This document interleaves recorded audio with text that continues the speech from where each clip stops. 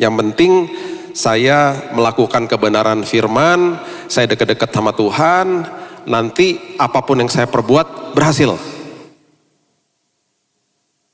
Kita lupa ada sebuah kalimat yang mengatakan ia seperti pohon yang ditanam. Tanpa proses ditanam, apapun yang kita lakukan mentah semuanya.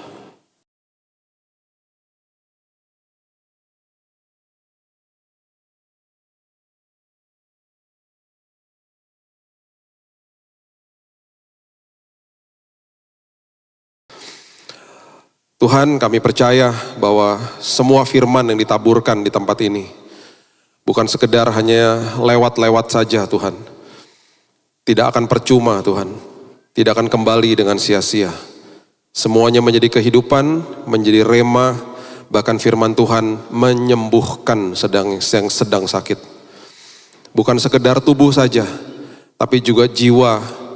Ketika ada gangguan di dalam pikiran kami, gangguan di dalam perasaan emosi kami juga disehatkan, roh kami juga disehatkan. Semua karena firman Tuhan yang hidup. Terima kasih Tuhan, Roh Kudus, bahkan roh Tuhan yang membangkitkan Yesus dari kematian ada di setiap kami. Itu sebabnya Tuhan kami perkasa, karena Tuhan perkasa. Kami percaya, kami luar biasa karena Engkau juga luar biasa. Terima kasih Bapa. Hanya di dalam nama Tuhan Yesus, kami sambut firman kebenaran, kita sama-sama katakan, amin. Haleluya, haleluya. Silakan duduk. Shalom. Hari ini kita mau belajar tentang sebuah prinsip di dalam firman Tuhan yang mengatakan tentang sebuah proses yang ditanam di dalam Tuhan. Dan proses ini adalah proses yang menjadi kembali pelajaran-pelajaran yang Alkitab ajarkan, kemudian didengungkan sama Yesus. Perjanjian lama biasanya memberikan sebuah bayangan, sebuah gambaran.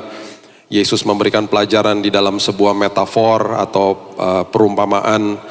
Dan itu semuanya untuk supaya kita makin mengerti dan paham, supaya kita termotivasi ketika menghidupi hidup ini. Kejadian pasal yang ke-1 ayat yang ke-29, kita mulai dari situ. Saya pandu pelan-pelan supaya Bapak Ibu bisa mengerti, kalau bisa dicatat. Kejadian 1 ayat 29 adalah ayat pertama yang kita pernah bahas di dalam konteks yang berbeda, yang mengajarkan kepada kita tentang provisi Tuhan sejak awal yang sudah didengungkan dan diberikan kepada manusia. Itu ada di ayat ini. Berfirmanlah Allah, lihatlah aku memberikan kepadamu segala tumbuh-tumbuhan yang berbiji di seluruh bumi, segala pohon-pohonan yang buahnya berbiji, itulah akan menjadi makananmu. Karena kebutuhan manusia saat itu makanannya ada di sekitar mereka, yaitu buah, pohon dan lain sebagainya. Itu diberikan seperti itu. Ya, tumbuh-tumbuhan yang berbiji, pohon-pohonan yang buahnya berbiji. Yang unik daripada ayat ini, sampai 2 kali disebutkan kata berbiji. Jadi tumbuh-tumbuhan yang berbiji, pohon-pohonan yang buahnya berbiji. Jadi pohonnya mungkin daunnya atau seratnya ada yang bisa dimakan dari situ. Kemudian ada kata berbiji. Buahnya yang nanti akan dimakan menjadi mencukupkan kebutuhanmu, tetapi dikatakan lagi yang berbiji. Berbiji itu bukan untuk dimakan, tetapi berbiji itu untuk ditabur kembali. Sebenarnya itu prinsipnya. Jadi semua yang Tuhan titipkan dalam hidup ini selalu ada unsur bijinya. Di waktu yang lalu kita belajar 3 komponen. Waktu, talenta, dan uang. Yang Tuhan titipkan dalam hidup manusia dan kita patut untuk menaburnya kembali. Ya, jadi selalu ada unsur bijinya. Yang menarik adalah ya, Alkitab bahasa Indonesia kita menjelaskan tentang arti daripada biji ini, ya. Dan ini ada kaitannya dengan proses ketika kita sedang diproses sama Tuhan, yang diberikan sebuah gambaran, yaitu kita sedang seolah-olah ditanam di bawah permukaan tanah, gitu ya. Perhatikan Mazmur pasal yang pertama, ayat yang ketiga. Mazmur pasal yang pertama, ayat yang ketiga adalah ayat yang sangat populer, karena di bagian terakhir daripada Mazmur ini ada kalimat apa saja yang diperbuatnya berhasil. Beberapa ayat yang mengeluarkan kalimat-kalimat yang membuat hati kita senang, seringkali karena begitu senangnya kita lihat ayat ini, kita mengamenkan, kita lupa ada beberapa kalimat yang sangat penting yang akhirnya kita tidak lakukan. Mazmur 1 ayat 3 mengatakan ia itu kita, ya. Seperti pohon. Jadi pohon itu menggambarkan manusia rohani kita sebenarnya. Itu di perjanjian baru ketika ada seorang yang buta dicelikan, itu ada beberapa proses. Proses pertama ketika dicelikan, dia melihat, saya melihat orang-orang seperti pohon-pohon. Itu mata rohaninya dulu yang dicelikan. Habis itu disempurnakan, akhirnya mata jasmaninya dibuka. Ya, nanti satu hari kita bahas tentang ayat itu. Tapi saya cuma mau beritahu bahwa pohon ini adalah gambaran dari manusia rohani kita. Ya. Ia seperti pohon yang, keluar kata ini, ditanam di tepi aliran air, yang menghasilkan buahnya pada musimnya, daunnya yang tidak layu daunnya. Kemudian kita suka dengan bagian ini, apa saja yang diperbuatnya berhasil. Wow. Jadi kita pikir oke, yang penting saya melakukan kebenaran firman, saya dekat-dekat sama Tuhan, nanti apapun yang saya perbuat berhasil. Kita lupa ada sebuah kalimat yang mengatakan ia seperti pohon yang ditanam. Tanpa proses ditanam, apapun yang kita lakukan mentah semuanya. Jadi urutannya ditanam dulu, kemudian dikatakan menghasilkan buah pada musimnya, kemudian ada pernyataan lagi yang tidak layu daunnya, kemudian baru yang diperbuatnya berhasil. Ini urutannya jelas. Jadi jangan serta-merta baca ayat ini terus kita lupakan yang namanya sebuah proses ditanam. Ya, jadi gini. Ketika kita belajar Alkitab, ya, ketika saya belajar Alkitab, kerap kali pasti saya akan membuka beberapa referensi, commentary, dictionary, ya, commentary tentang apa yang menjadi konteks daripada ayat itu. Kalau dictionary itu tentang bahasa aslinya, dan kerap kali juga pasti saya akan membuka Alkitab bahasa Inggris. Alkitab bahasa Inggris yang menjadi panduan di dalam pembelajaran saya itu biasanya King James Version, versi King James, versi New King James, The Message. Saya suka Alkitab The Message, saya punya Alkitab The Message. Dan salah satu Alkitab dan bahkan Alkitab bahasa Inggris yang saya baca keseluruhannya dari Kejadian sampai Wahyu, itu adalah terjemahan namanya NLT, New Living Translation. Itu bagus sekali. Ya, ini referensi aja kalau Bapak Ibu mau belajar seperti itu. King James itu berat memang bahasanya, tetapi seringkali ditemukan bahasa-bahasa asli lebih tepatnya di versi King James namanya. New King James lebih mudah dibaca dengan bobot yang masih berat. The Message itu seperti bahasa sehari-hari, seperti surat cintanya Tuhan kepada kita. Dan biasanya Alkitab The Message itu ayatnya cuman dibilang dari ayat 1 sampai 10 gitu. Kita nggak tahu ayat yang 2 kemana, karena disambung terus kayak surat gitu.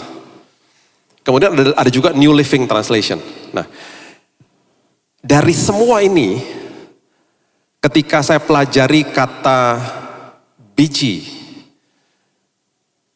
ternyata di dalam Alkitab bahasa Indonesia kita dijelaskan lebih detail daripada Alkitab bahasa Inggris.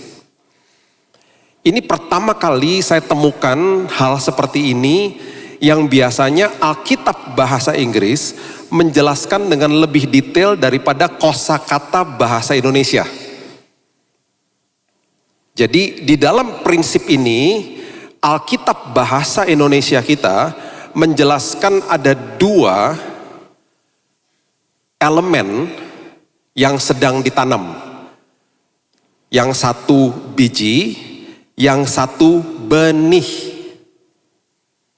Dan itu akan makin jelas nanti kalau kita lihat ayatnya sebentar. Di Alkitab bahasa Inggris, biji dan benih diterjemahkan hanya dalam satu kata, yaitu seed, S-E-E-D, that's it.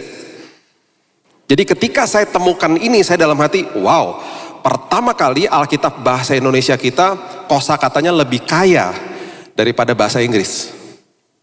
Yang biasanya bahasa Inggris memang lebih banyak lah kosakatanya daripada bahasa kita. Tetapi dalam prinsip ini lebih detail.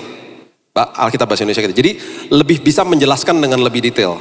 Jadi gini, biji, ya ini saya ambil dari arti biji dalam bahasa Indonesia. Itu adalah suatu bentuk inti. Ya, saya bacakan ya. Ini quote bukan dari saya. Ini saya ambil dari Kamus Bahasa Indonesia dan juga dari kamus orang-orang yang bercocok tanam.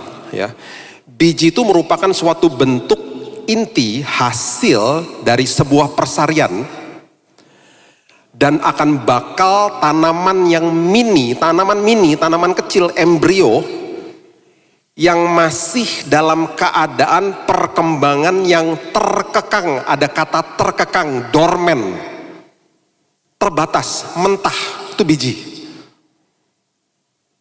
Jadi makanya ketika dikatakan kalau imanmu sebesar biji sesawi, itu berarti sesuatu yang sangat mentah.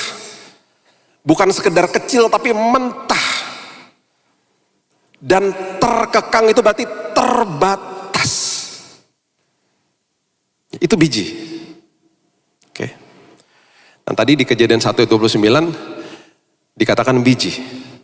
Nah, kemudian ada pengertian berikutnya dari biji ini, yaitu sebuah benih. Benih ya, saya bacain ini definisinya ya. Benih ialah biji tanaman. Biji tanaman yang tadi ya, yang masih terkekang, masih mentah. Biji tanaman yang dipergunakan untuk keperluan dan pengembangan usaha tani yang memiliki fungsi agronomis.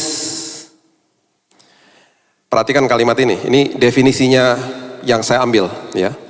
Dikatakan begini, benih itu berarti diartikan sebagai biji yang telah mengalami perlakuan khusus sehingga dapat dijadikan sarana dalam, perhatikan kalimat ini, memperbanyak tanaman. Kalau biji dalam kondisi terkekang, terbatas, liar, mentah, itu bisa menghasilkan sebuah tanaman kecil. Kalau benih itu adalah biji yang sudah dikondisikan, kemudian ditanam, menghasilkan sebuah tanaman pohonan yang jauh lebih banyak jumlahnya. Kenapa ini relevan? Kenapa ini saya bagikan? Karena rupanya di dalam Alkitab, nanti kita akan lihat ayatnya, kita ini membawa biji yang begitu mentah. Dan ketika hidup kita mau diproses sama Tuhan, Alkitab dengan sangat jelas mengatakan kepada kita, Tuhan turut serta di dalam proses itu. Kita bawa biji kita bawa biji iman yang masih kecil. Kita bawa harapan kita yang masih kecil. Kita datang kepada Tuhan. Dan kemudian biji itu diambil sama Tuhan, dikondisikan jadi benih. Dia pegang tangan kita, dia duduk jongkok sama kita. Dia bilang, yuk nak, kita tanam sekarang benihnya ya sama saya. Saya yang udah kondisikan nih, sesuatu yang masih mentah dalam hidupmu, saya kondisikan supaya ini layak ditanam. Dan kita akan airi, kita akan berikan pupuk kebenaran firman, nanti saya akan tumbuhkan pohonnya. Ada ayatnya? Oh jelas ada. Nanti sebentar kita baca. Itu seolah-olah begitu. Kemudian prosesnya ditanam, kemudian Tuhan bilang sama kita, tunggu ya nak. Jangan cabut dirimu dari proses ditanam. Sabar nak, sabar. Biji dijadikan benih sama Tuhan. Oke. Itu sebabnya kata benih itu di dalam bahasa Yunani itu adalah zera. Zera itu adalah dari kata yang menjadikan kata sperma. Makanya terjadilah reproduksi di antara manusia melahirkan seorang bayi. Itu semuanya ada kaitannya. Ya. Oke. Saya akan buka dulu Yeremia 17 ayat 7 sampai ayat 8. Yeremia 17 ayat 7 sampai 8. Dikatakan begini, diberkatilah orang yang mengandalkan Tuhan, yang menaruh harapannya pada Tuhan, yang membawa harapan yang masih kecil kepada Tuhan. Ia akan seperti pohon yang ditanam di tepi air, yang merambatkan akar-akarnya ke tepi batang air, dan tidak mengalami datangnya panas terik, daunnya tetap hijau, tidak khawatir dalam tahun kering, dan tidak berhenti menghasilkan buah. Oke, itu ketika ditanam, ya, ditanam di tepi aliran air. Air menggambarkan air kehidupan. Air menggambarkan sebuah prinsip kebenaran firman. Itu sebabnya Mazmur 1 ayat 3, saya ulang lagi, saya baca di bagian pertamanya saja. Ia seperti pohon yang ditanam di tepi aliran air. Perhatikan prinsip ini baik-baik. Proses ditanam itu ada di bawah tanah. Di bawah tanah itu gelap, berantakan, dan posisinya 11-12 sama bangkai atau jenazah. Makanya seringkali ketika kita di dalam proses seperti itu, kita merasa ada di bawah gelap berantakan, seolah-olah orang gak ada yang perhatikan kita. Kita pupus harapan kita. Karena kita disuruh sama iblis untuk melihat ke kanan atau ke kiri, yang kita betul-betul letaknya tempatnya sama dengan tempatnya bangkai atau jenazah. Bangkai atau jenazah tidak akan bertumbuh. Tetapi kehidupan orang Kristen yang sedang diproses sama Tuhan akan bertumbuh. Itu sebabnya seringkali ada sebuah suara di dalam hati kita yang mengatakan, kamu habis dan selesai hidupmu dan tidak ada harapan. Itu sebabnya kita mengenal dengan kata-kata atau kalimat yang mengatakan seperti begini, saya ini hidup di bawah tekanan, Pak. Itu lagi ditanam. Di bawah tekanan. Gaji saya, Pak, di bawah UMR. Hidup saya, Pak, di bawah rata-rata. Saya nggak sepandai yang lain-lain. Hidup saya, Pak, di bawah vonis dokter.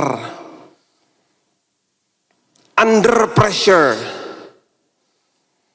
Hidup saya, Pak, di bawah tekanan yang luar biasa karena penyakit saya, Pak, misalnya gitu.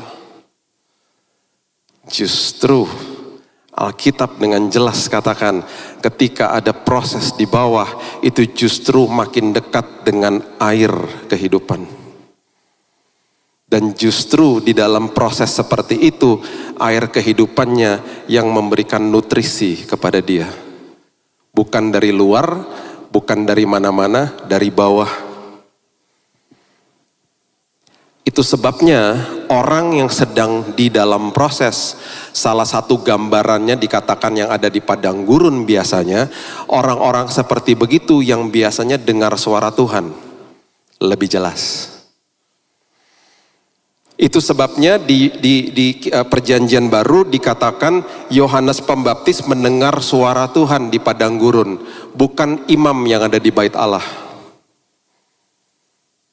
Setiap orang yang ada di dalam sebuah tekanan seperti itu, ketika dia sadar bahwa dia sedang di dalam proses ditanam, dia mengerti bahwa justru dia sangat dekat dengan air kehidupan. Dan itu kesempatan bagi dia untuk belajar mengisi hidupnya dengan kebenaran firman. Saya mau beritahu ini kepada kita. Setiap Kamis, Minggu, di tempat ini, Bapak Ibu dengar firman dari atas mimbar. Firman itu adalah makanan rohani. Ketika kita masuk ke dalam gedung gereja, dengar firman yang dibentangkan dari atas mimbar, itu seolah-olah kita sedang ditraktir makanan rohani. Karena yang memberikan firman, yang mempersiapkan firman, istilahnya mempersiapkan makanannya buat kita semuanya. Saya juga gitu, saya juga ngalamin kayak gitu. Duduk di gereja atau kita lagi dengerin khotbah di YouTube. Kita lagi ditraktir makanan rohani. Ucap syukur, berkati orang yang traktir kita. Tetapi setelah itu, yuk beli sendiri makanannya. Jangan mau ditraktir terus. Dengan kata lain, yuk belajar sendiri. Jangan sekedar hanya puas ditraktir terus, tapi nggak mau belajar gitu loh. Itu sebabnya saya katakan, yuk kita sekarang kan sudah sadar nih, kita jadi anak ahli waris dan orang yang punya hak penuh atas janji Tuhan. Kan itu status yang diberikan ketika terima Yesus. Langkah berikutnya harus mau jadi murid. Mau belajar dan diajar. Jadi setelah dengar firman, pulang diulik lagi, dibaca lagi, dilihat lagi. Kemudian bilang, Tuhan aku mau hidupi firman ini. Dan justru kondisi yang paling luar biasa itu adalah ketika kita sedang diproses sama Tuhan. Makanya jangan pernah kehilangan kesempatan. Semua kesempatan itu indah di dalam Tuhan. Bahkan kesempatan seperti itu pun sangat indah. Kolose 2 ayat 6 dan 7 mengatakan begini. Kolose 2 ayat 6 dan 7. Kamu telah menerima Kristus Yesus Tuhan kita. Karena itu hendaklah hidupmu tetap di dalam Dia. Hendaklah kamu, perhatikan ini, berakar di dalam Dia dan dibangun di atas Dia. Hendaklah kamu bertambah teguh dalam iman yang telah diajarkan kepadamu dan hendaklah hatimu melimpah dengan syukur. Jadi selagi dalam proses sedang berakar di dalam Kristus, isi hidupmu dengan ucapan syukur. Itu adalah salah satu nutrisi dan air yang sangat indah dan pupuk bagi kehidupan kita. Nah, bagian kedua dari Mazmur 1 ayat yang ketiga tadi dikatakan, ia akan menghasilkan buahnya pada musimnya. Menghasilkan buahnya pada musimnya itu bukan berarti kita yang akan mengeluarkan buahnya, bukan. Itu sesuai seturut sama dengan waktunya Tuhan. Ini buktinya, ya. Ini ayatnya yang tadi saya sudah janjikan. 2 Korintus 9 ayat yang ke-10. Coba lihat. 2 Korintus 9 ayat yang ke-10. Ia, Tuhan, yang menyediakan benih bagi penabur. Bijinya dibawa, dikondisikan jadi benih. Jadi Tuhan yang menyediakan benih bagi penabur dan roti untuk dimakan. Perhatikan ini. Ia juga yang menyediakan benih bagi kamu, bagi kita. dan melipat gandakannya dan menumbuhkan buah-buah kebenaranmu. Jadi nanti ketika kita sudah di dalam proses ditanam dan kita mengambil keputusan tidak mencabut diri kita dari proses itu walaupun gak enak, kita terus absorb semua nutrisi indah firman kebenaran, semua yang kita perlukan di dalam situ, kita sedang dibangun akarnya. Akhirnya yang numbuhkan buahnya adalah Tuhan. Perhatikan prinsip ini yang sangat-sangat hebat dalam firman Tuhan. Ya, coba buka dulu, saya mau tunjukkan betapa dahsyatnya Alkitab kita, ya. Coba buka dulu Galatia pasal yang kelima, ayat yang sangat populer, pastinya udah banyak yang tahu. Ayat yang ke-22. Galatia 5 ayat 22. Ini adalah tentang buah roh. Kalau yang besar di sekolah minggu pasti udah tahu hal-hal ini. Tetapi buah roh ialah kasih, sukacita, damai sejahtera, kesabaran, kemurahan, kebaikan, kesetiaan, kelemah lembutan, dan seterusnya ayat 23. Oke, saya nggak akan bahas semuanya. Saya cuma mau kasih tahu aja betapa dahsyatnya Alkitab kita, ditulisnya tuh nggak sembarangan. Oke, coba lihat ini. Buah roh, ya. Saya cuma mau lihat tiga, kita lihat tiga aja. Kasih yang pertama, yang kedua sukacita, yang ketiga damai sejahtera. Oke. Sekarang kita baca ayatnya. Ya, ingat ya, buah roh itu dimulai dari, itu nggak sembarangan ditulis. Paulus nggak sembarangan tulis itu. Buah roh itu yang lahir dari kebenaran hidup, nanti terjadi buah roh itu kasih, sukacita, damai sejahtera. Urutannya tuh nggak sembarangan. Karena banyak ayat-ayat lain yang ditulis, semuanya berkesinambungan. Padahal ditulis sama author atau penulis yang berbeda. Coba kita lihat Yohanes dulu, coba lihat. Yohanes 15 ayat 10 dan ayat yang ke-11. Coba lihat. Yohanes 15 ayat 10. Jikalau kamu menuruti perintahku, kamu akan tinggal di dalam kasihku. Oke, di dalam kasihku. Seperti aku menuruti perintah Bapakku dan tinggal di dalam kasihnya. Ya, tinggal di dalam kasih Tuhan. Itu hukum terutama, tinggal di dalam kasih Tuhan. Kasih akan membawa kita kepada apa? Coba lihat ayat 11. Semuanya itu kukatakan kepadamu supaya apa? Sukacitaku ada di dalam kamu. Dan sukacitamu menjadi penuh. Saya cuma membuktikan aja bahwa kasih akan membawa kepada sukacita. Sama seperti buah roh urutannya. Nah, sekarang gini. Saya nggak punya waktu untuk jelasin semuanya. 2 Korintus 3 ayat yang ketiga. Catat aja, baca di rumah. Pertama kali firman diberikan ditulis di atas loh batu. Ketika terima Yesus sebagai juru selamat, firman itu ditulis di atas loh hati manusia. Hati artinya ruah. Ruah artinya roh manusia. Jadi waktu terima Yesus, semua kebenaran ditulis di dalam rohnya manusia. Karena dikatakan buah roh, berarti kasih, sukacita, damai sejahtera itu adanya di dalam roh manusia. Oke, perhatikan ini baik-baik. Temannya kasih yang ada di dalam jiwa manusia. Karena di dalam jiwa itu ada pikiran, ada kehendak, ada emosi, ada perasaan. Itu adalah perasaan suka sama orang. Nih saya bicara, kita lagi mengasihi orang lain ya. Suka sama orang ini. Infatuasi sama orang ini. Atau yang kita kenal kata jatuh cinta misalnya. Ya, saya cuma mau kasih perbedaannya aja. Semua yang ada di dalam jiwa bisa terusik, bisa hilang kapan saja. Makanya jatuh cinta itu bisa hilang kapan aja. Yang namanya kasih itu adalah keputusan dan gak bisa terusik, gak bisa dicuri sama siapapun. Karena letaknya di dalam roh, itu buah roh. Makanya jatuh cinta itu namanya jatuh, fall in love. Tanpa daya, aduh kok suka ya sama dia gitu ya. Tiba-tiba bisa fall out of love. Ketika orangnya kasar, aduh gak suka lagi sama dia gitu. Di dalam pernikahan orang Kristen pun begitu. Ya, di dalam pernikahan nih.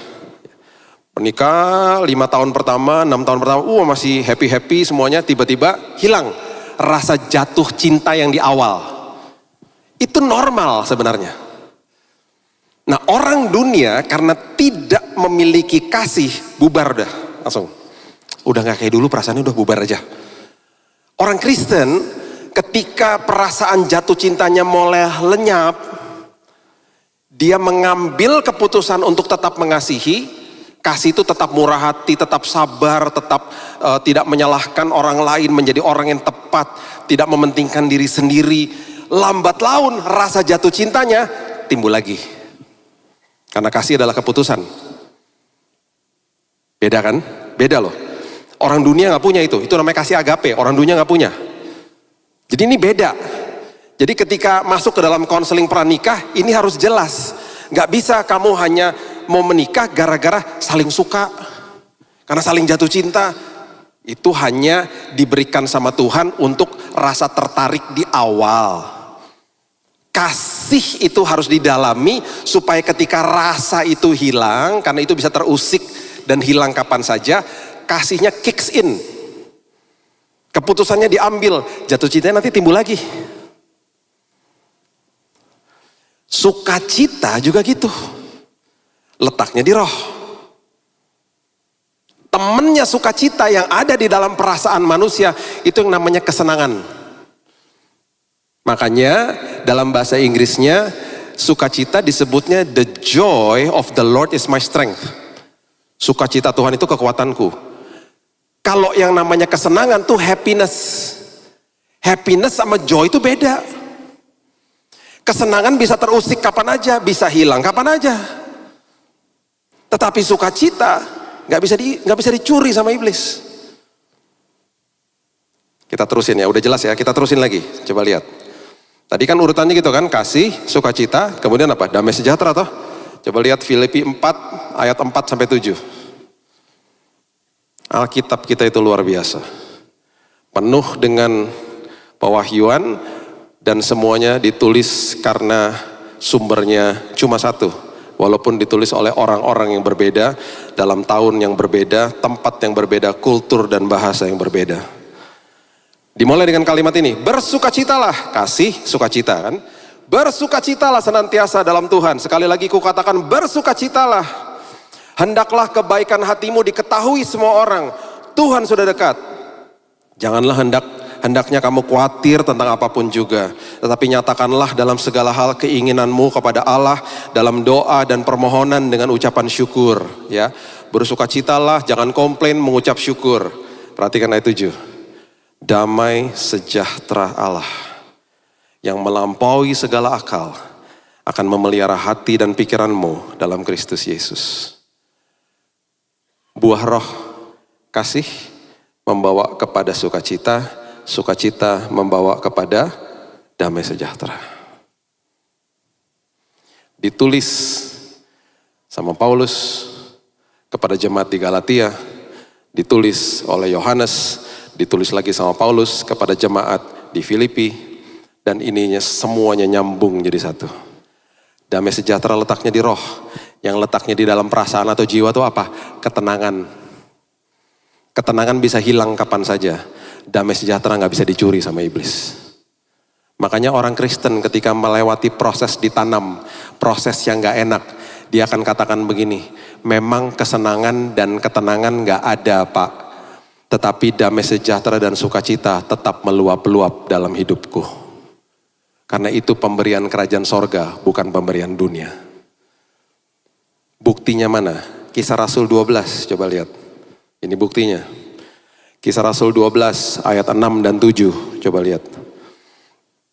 Pada malam sebelum Herodes hendak menghadapkannya kepada orang banyak, Petrus tidur di antara dua orang prajurit, terbelenggu dengan dua rantai.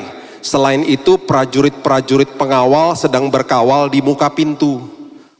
Petrus di borgol, di rantai, ada pengawal jaga di dalam, ada pengawal jaga di luar. Dia baru tahu temannya Yakobus baru dipenggal kepalanya, besoknya dia ada kemungkinan besar juga dipenggal, diperhadapkan sama orang banyak, sama Herodes. Ya, jadi dia mengalami proses yang mengerikan di dalam penjara. Ayat 7, tiba-tiba berdirilah seorang malaikat Tuhan dekat Petrus dan cahaya bersinar dalam ruangan itu. Biasa kalau malaikat datang cahaya bersinar, manusianya ketakutan. Tetapi di dalam insiden ini Petrusnya nggak bangun, karena terbukti di ayat ini dikatakan malaikat itu menepuk Petrus untuk membangunkannya. Katanya bangunlah segera, maka setelah itu gugur rantai itu dan dari tangan Petrus, Petrusnya bebas setelah itu. Yang saya cuma mau gambarkan di sini adalah Petrus, ketenangan sama kesenangannya udah pasti nggak ada, terusik pasti. Temannya baru dipenggal mati, besok dia ada kemungkinan dipenggal juga kok. Malam hari itu ketika malaikat datang, dia tidurnya terlelap sampai mungkin pertama kali dalam perserikatan kemalaikatan, malaikat mampir, manusianya nggak bangun. Ada kemungkinan besar teman-temannya malaikat yang hadir ke situ pada tertawain dia, nggak sakti kamu, mungkin digituin kali. Karena dia akhirnya harus menepuk Petrus membangunkannya, berarti tertidur nyenyak.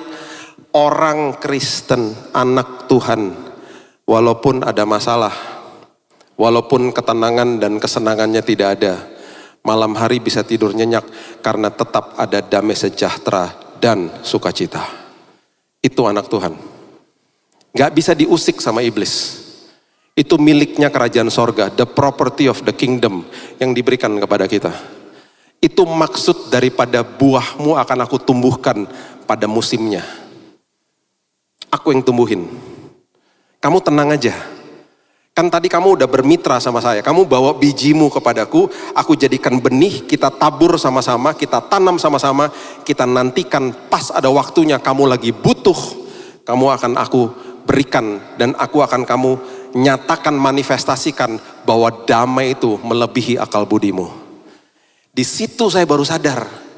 Ketika di dalam kamar rumah sakit teman-teman saya datang lihat saya nangis, bilang, "Bill, kok kondisimu kayak begini?" Pas abis ngobrol berjam-jam, "Kok kamu semangat ya, Bill?" Itu damai yang melebihi akal budi. Dapat dari mana, Bill, damainya? Ya nggak mungkin lah kuat dan gagahku, karena masuk di dalam proses ditanam, ditumbuhkan buahnya pada musimnya. Di musim ketika sedang dibutuhkan keluar buahnya. Memberkati saya. Dan buah itu selalu memberkati orang lain. Itu dalam artinya. Dahsyat artinya. Dan kemudian ayat ini dikatakan, dan tidak layu daunnya.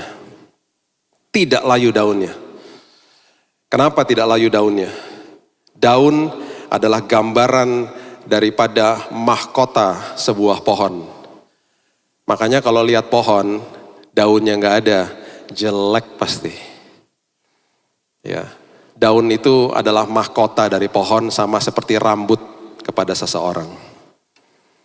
Jadi kalau nggak ada rambutnya ya nggak ada mahkotanya. Saya cuma mau bagikan ayat ini aja ya. Saya cuma mau dicurhat ke jemaat. Coba lihat Lukas 21 ayat 18. Ini curhatan hati loh ya. Coba ya kita baca sama-sama. Saya suka sedih kalau baca ayat ini soalnya. Lukas 21 ayat 18. Tetapi tidak sehelai pun dari rambut kepalamu akan hilang. Jadi waktu saya baca ayat ini saya bilang, Tuhan, kenapa ini tidak terjadi dalam hidupku? Matius 10 ayat 30, ini sampai saya tulis-tulisin semua nih. Dan kamu, rambut kepalamu pun terhitung semuanya. Sampai saya bilang, Tuhan, paling gampang hitung rambut di kepalaku. Tinggal lihat aja langsung tahu berapa. 0. Di dalam 4 musim sebuah negara, ya, saya pernah tinggal di negara 4 musim. Itu pasti ada musim gugur. Kenapa ada musim gugur? Karena habis musim gugur tuh musim dingin. Kenapa digugurin daun-daunnya? Karena pohonnya harus simpen nutrisinya. Untuk dia supaya survive melewati musim dingin. Jadi nutrisinya nggak disalurkan ke ranting-ranting, daunnya gugur semua. Makanya jelek. Dan kota-kota seperti ini, negara-negara 4 musim, di musim gugur, itu mengeluarkan uang sangat banyak karena membersihkan kota. Daun di mana-mana dan bahaya, licin. Tiap hari ada truk kemana-mana, bersihin, di vakum gitu jalanannya. Daun berserakan di mana-mana. Terus pohonnya jelek-jelek kelihatannya karena nggak ada daunnya. Karena nutrisinya di stop sama pohonnya. Karena dia tahu sebentar lagi akan masuk musim dingin. Supaya dia survive di musim dingin, melewati musim dingin. Setelah musim dingin lewat, kemudian nutrisi disalurkan lagi ke ranting-ranting, timbullah musim semi.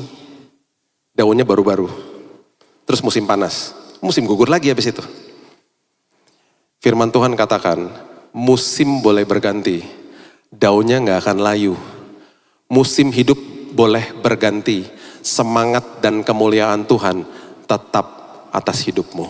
Itu maksudnya. Karena nutrisinya jalan terus, karena kita ditanam di tepi aliran air yang dahsyat. Itu maksudnya. Jadi saya mau kita ngerti Mazmur 1 ayat 3 ini luar biasa, proses ditanam itu luar biasa. Baru setelah itu kita bisa baca dan kita bisa tutup dengan prinsip yang betul akhirnya. Apa saja yang diperbuatnya berhasil. Karena yang dia buat udah pasti gak akan melenceng dari kebenaran firman. Dia buat seturut dengan kebenaran firman. Saya tutup dengan ini ya. Mungkin saya pernah share di sini, saya lupa. Saya lewat di sebuah gedung yang sangat tinggi waktu lagi proses pembangunan. Namanya gedung Autograph Tower di Jakarta. 382 meter. Saya lihat gambarnya, saya bilang, wow, bagus sekali ini gedung. Kalau Bapak Ibu tahu lokasi Jakarta, kalau ke Bundaran HI, ada Grand Indonesia, ada gedung BCA, sebelahnya ada 2 tower, Twin Tower, itu tertinggi di Indonesia sekarang, udah jadi. Waktu sedang dibangun, saya lewatin tiap bulan, saya bilang sama istri saya, ini gak jadi kayaknya ya, nggak, lantai satunya gak pernah ada. Tiba-tiba ketemu sama teman arsitek, dia bilang begini, Bill, itu pembangunan ke bawahnya lama, Bill, lama. Karena akan jadi gedung tertinggi, fondasinya lama dan mahal. Itu digali sampai dalam supaya nanti ketika dia jadi gedung tertinggi dia kuat. Terus dia kasih pengertian ini ke saya. Kamu lihat kereta bawah tanah MRT-nya Jakarta. Itu kan kosnya lebih besar, lebih tinggi daripada kereta LRT yang ada di atas. Oh iya ya? Iya. Pembangunnya lebih lama. LRT kan cepat, tinggal dipancang-pancang, kasih rel udah beres. MRT kan mahal. Sekarang lagi dibangun fase kedua. Dari Bundaran HI ke Ancol, ke laut. Itu melewati jalan namanya Gajah Mada sama Hayamuruk. Di tengahnya ada Kali Ciliwung. Itu dibangunnya berapa meter di bawahnya kali. Kok bisa ya? Iya bisa. Tapi mahal harganya. Terus dia kasih tahu lagi sama saya gini. Kamu lihat gedung-gedung ITC. Gedung-gedung pasar-pasar grosir. Hampir semuanya nggak ada basement ke bawah. Parkirnya di atas. Karena pembangunan gedung ke atas lebih murah. Daripada buat basement ke bawah. Oh iya ya, iya. Kamu lihat mall-mall yang mewah, pasti ada basementnya. Jual barang-barang mahal soalnya. Oh iya ya. Jadi saya mau beritahu kepada Bapak Ibu. Kalau seolah-olah prosesnya lama, berarti Tuhan sedang membangun fondasi ke bawah. Supaya karakter kita makin dikuatkan sama Tuhan. Dan nanti siap-siap makin lama dibangun di bawah, siap-siap akan dibawa tinggi sama Tuhan. Dibawa sangat tinggi sama Tuhan. Dan ketika nanti ada badai, atau ada pujian ketika sudah tinggi, tidak akan sombong dan kuat dengan badai. Seperti rumah yang dibangun di atas batu, yang satu di atas pasir, dua-duanya kena badai. Yang satu fondasinya luar biasa. Saya disembuhkan di bulan Februari. Divonis Januari, mati, Februari disembuhkan, dapat mujizat. Masih dirawat sampai bulan Mei. Selama sampai bulan Mei, saya berdoa begini, Tuhan, kenapa nggak keluar-keluar, kan udah sembuh. Kenapa dokter ngadain tes lagi, di kemo lagi, kenapa Tuhan? Tuhan bilang gini, sabar nak, sabar. kamu sedang aku tanam, supaya kamu siap nanti kalau aku bawa tinggi. Tenang, ini proses ditanam. Terus ambil nutrisi dariku, terus ambil firman dariku. Sekarang baru saya ngerti. Terima kasih Tuhan. Itu perlu buat saya. Siapapun hari ini yang ada di bawah UMR lah, di bawah rata-rata, di bawah vonis dokter, di bawah apapun, di bawah penyakit apapun, siap-siap dibawa tinggi sama Tuhan. Persiapkan hidupmu, sedang karaktermu sedang dibangun sama Tuhan. Dan Tuhan akan saksikan semuanya kepada dunia ketika dia tumbuhkan buahnya. Dia akan mempertontonkan kemuliaannya lewat hidup saudara. Berikan tepuk tangan kita untuk Tuhan kita. Haleluya. Bapa yang baik, terima kasih buat pengertian ini Tuhan. Terima kasih Tuhan buat proses ditanam. Hari ini kalau kami merasa di bawah tekanan, di bawah apapun Tuhan, justru kami sedang diberkati sama Tuhan. Karena kami sedang dibangun karakter kami di bawah. Karena kami melekat kepada air kehidupan itu. Dan kami sedang dipersiapkan sama Tuhan untuk dibangun tinggi sama Tuhan. Kami begitu mengucap syukur buat kebenaran firman-Mu, karena kami tahu justru pada musimnya Tuhan, buah kami akan dipertontonkan kepada dunia. Kami akan diberkati, orang lain pun diberkati dari hidup kami. Musim boleh berganti, semangat tidak akan pernah goyah, daun tidak akan pernah layu. Dan setelah itu Tuhan, kami begitu percaya apapun yang kami kerjakan dibuat berhasil sama Tuhan. Kami dibawa sangat tinggi sama Tuhan. Persiapkan hidup kami Tuhan, persiapkan karakter kami. Dan kami percaya di dalam proses ini, tangan pengasihan Tuhan, damai sejahtera Tuhan, sukacita Tuhan melingkupi hidup kami. Berkati setiap umat-Mu yang hadir hari ini, yang sedang sakit, kesembuhan sudah terjadi, pemulihan keluarga sudah terjadi, pemulihan kehidupan sudah terjadi. Kami terima mujizat Tuhan, kami terima kebaikan Tuhan di dalam nama Tuhan Yesus. Kami sudah berdoa dan mengucap syukur, kita sama-sama katakan amin. Tuhan berkati.